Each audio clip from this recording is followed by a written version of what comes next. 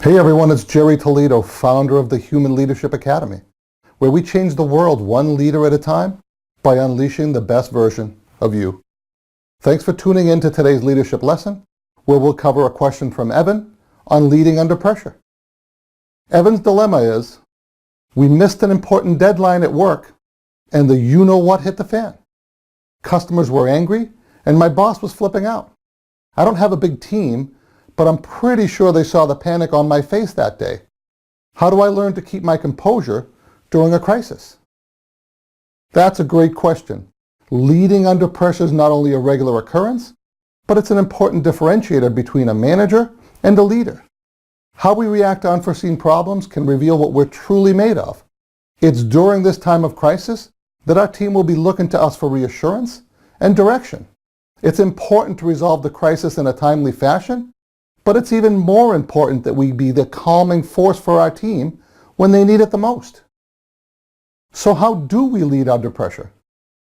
The short answer is the same as you would when you aren't under pressure.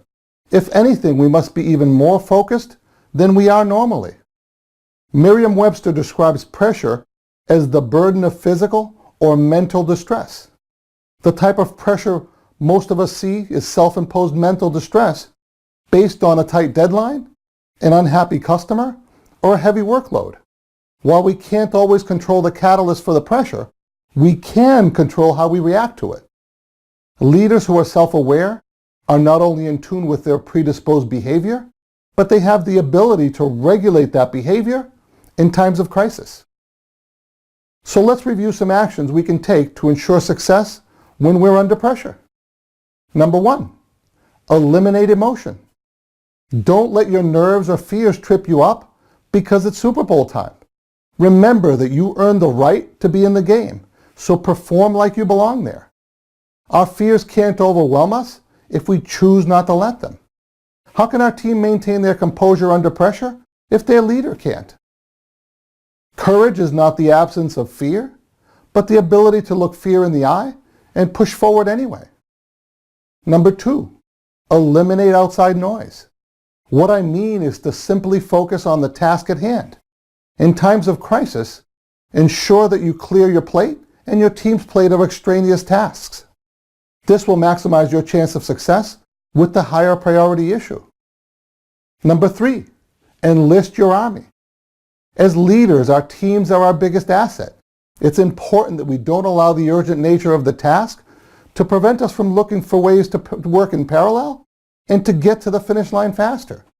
Our team will not only facilitate a quicker outcome, but the added pressure will foster their growth as well. Number 4, communicate early and often. Communicate the high-pressure task to your team and ensure you explain why it's so important.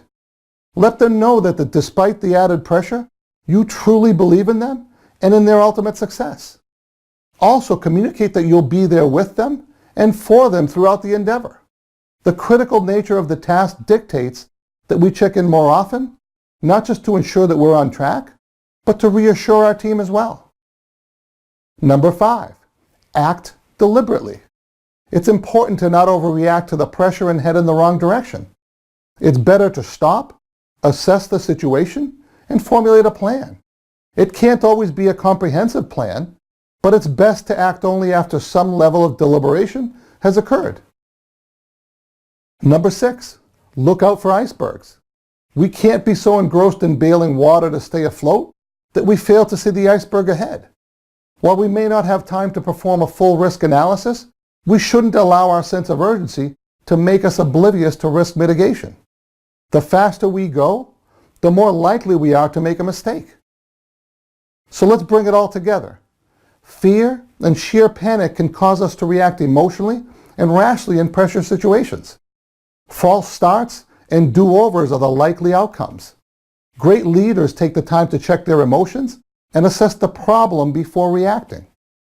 Traversing a minefield more quickly may produce a faster outcome, but it may not be the outcome we expect.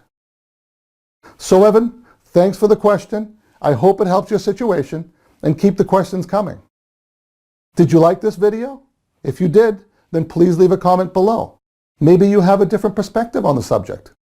We'd love to hear your insights.